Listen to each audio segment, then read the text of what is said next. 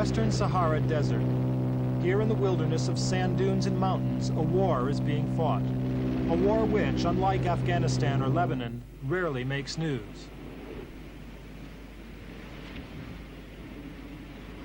This Saharan conflict flared up almost 7 years ago, in 1975.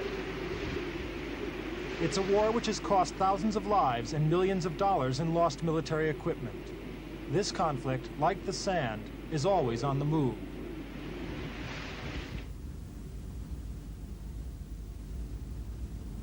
The Western Sahara is a former Spanish colony which was partitioned by Mauritania and Morocco when the Spaniards withdrew in 1976. By 1978, Mauritania had pulled out of the conflict, but Morocco remained.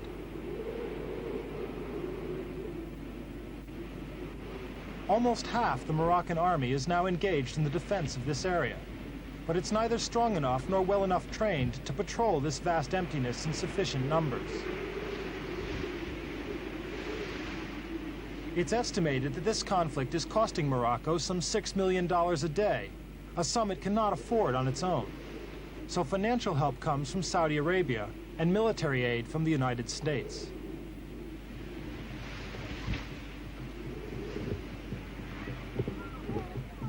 These are the people the Moroccan army is fighting. The nomads of the Sahrawi tribes and their fighting force, the Polisario. Almost half the Sahrawi people have taken to Polisario desert camps near Tindouf in southwest Algeria. The rest have fled to two main towns, initially under Moroccan control, El Ayoun and Dakhla. And as a result, traditional nomadism has been greatly reduced. Life for those who have decided to go with Polisario is not an easy one. But they have a purpose. They believe themselves to be a nation and are willing to fight and die for their cause.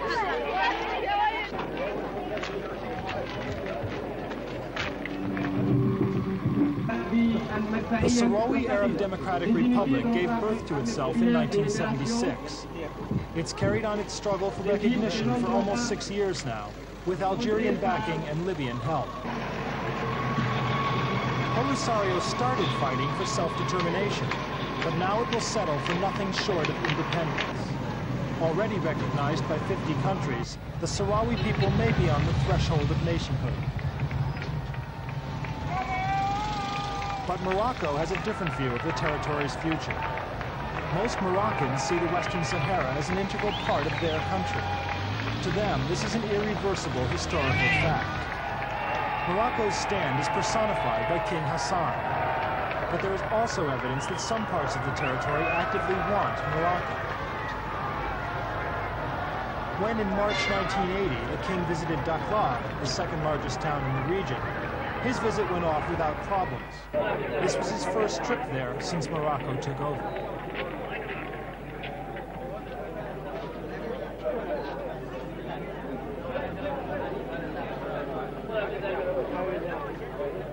To the king, these are his loyal subjects, so he's rejected a call by the Organization of African Unity that they should be allowed a referendum on independence. As he sees it, a referendum can only be held in a sovereign state, not a province. The most he's prepared to do is let the Saharans vote on whether they want autonomy within Morocco. And he said that that vote may happen sometime this year.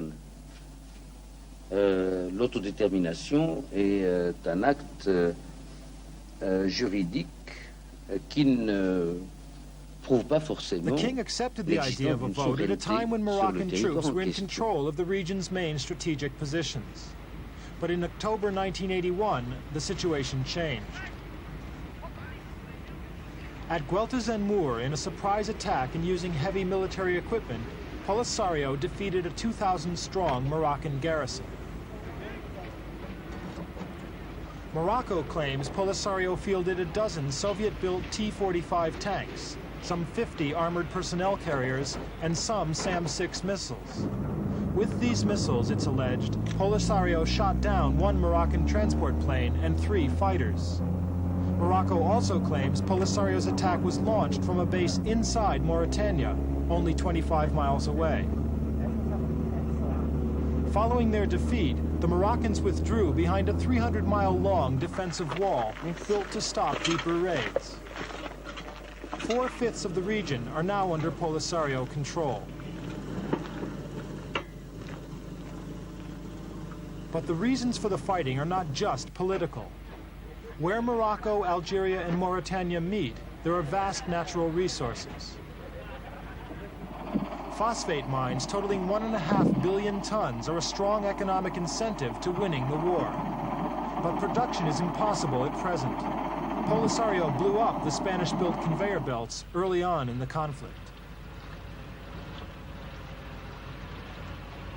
Yet despite the war, construction of the port of Sahara, 60 miles away from El Ayoun, continues. When it is completed, it will be one of Morocco's largest, capable of taking ships up to 200,000 tons. Sahara may in fact provide an outlet for the phosphate when it is mined again. But projects like this one will depend on the willingness of foreign capital investment.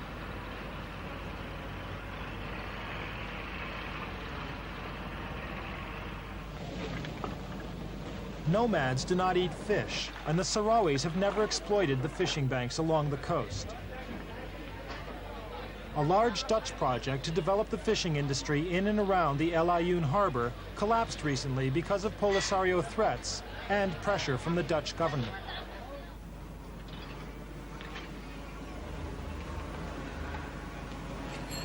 Yet despite Hassan's precarious hold on the region, the Western Sahara is integrated into Morocco's administrative provincial structure. Much of the economic boom which has come to a halt in Morocco seems to have been relocated here.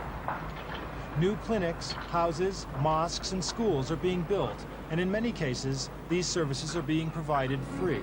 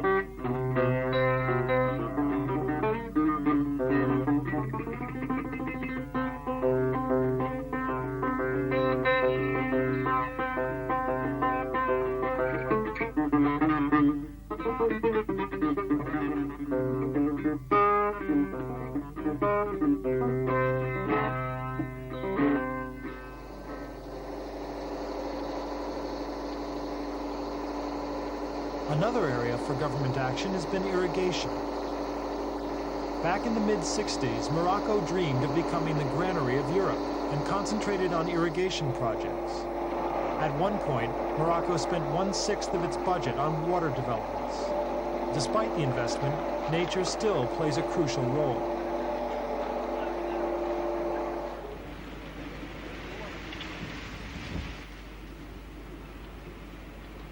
In autumn, seasonal rains usually green the fertile plains stretching the length of the country. But this year's severe drought has prevented farmers from sowing the normal acreages of wheat and barley. Already last year, a lesser drought forced Morocco to import 3 million tons of cereals. Such expenditure increases balance of payments problems. 1/3 of all export earnings are already used to meet interest payments on a large foreign debt. And Morocco's balance of payments deficit currently stands at $2 billion. Last year, Morocco lost half its major grain crop, and agricultural production dropped by more than 1/4. A second crop failure would be catastrophic, not just for the farmers, but for the country as a whole.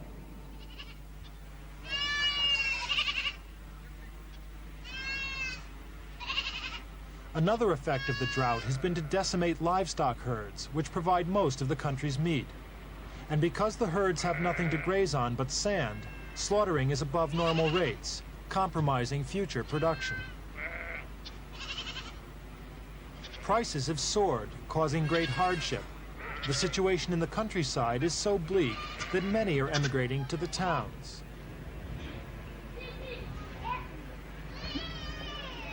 In Western Saharan towns, such as this one, these problems are greatly reduced because of Moroccan investment. But in places such as Rabat, the capital, the flow of people can be as high as 1,000 a day. In Morocco, unemployment is rising rapidly. Bad housing, inflation at 25%, and high prices contribute to an explosive situation. Although there have been problems, Moroccans are generally better off than they were 5 years ago. But poverty is still widespread. A recent World Bank study estimates that just under half of Morocco's 21 million people live on less than $250 a year. And many Moroccans have emigrated to countries such as France to find work.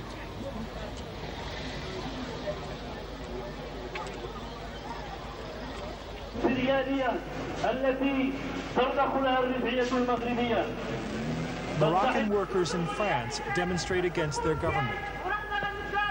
There is little doubt that such vocal demonstration could not take place in Morocco. This demonstration was in protest of government repression following food riots in Casablanca during the last days of June 1981. The news from Morocco had been bad. Rioters had attacked symbols of wealth such as banks and tax collection centers. Troops had cracked down and official figures put the death toll at 67. But French observers say it may have been as high as 600. As a result, there is now a deep rift between the king and his main open political opposition.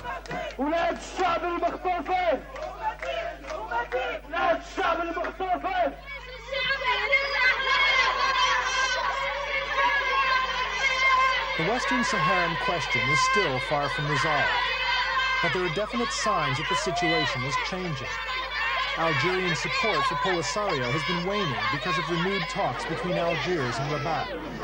Recent military supplies for Polisario have been coming not from Algeria, but Libya. Against this backdrop, the United States has recently taken a renewed interest in Morocco's success in its war against Polisario. Plans for the autonomy vote are still too confused, and no formula has yet been agreed on. À mon avis, what worries King Hassan is the practical difficulty in organizing a vote among those Saharians grouped over the Algerian border in Tindouf. He's also concerned that the vote may be distorted by thousands of Polisario supporters returning from camps in Mauritania. In view of the circumstances, both sides are reluctant to accept that the supervision bodies of the United Nations and the OAU could guarantee a fair and free vote. So far, no formula has yet been agreed to by either side. Le principal, c'est qu'il y ait vraiment l'identité parfaite et qu'il n'y ait pas d'erreur sur la personne. In February 1982, Polisario will celebrate the 5th anniversary of their declaration of a republic in the Western Sahara. They have survived another year and scored some notable military successes. What remains to be seen is how they will fare during 1982 if the United States steps up its military aid to Morocco, and whether this will rob them of their nationhood, so near yet so far.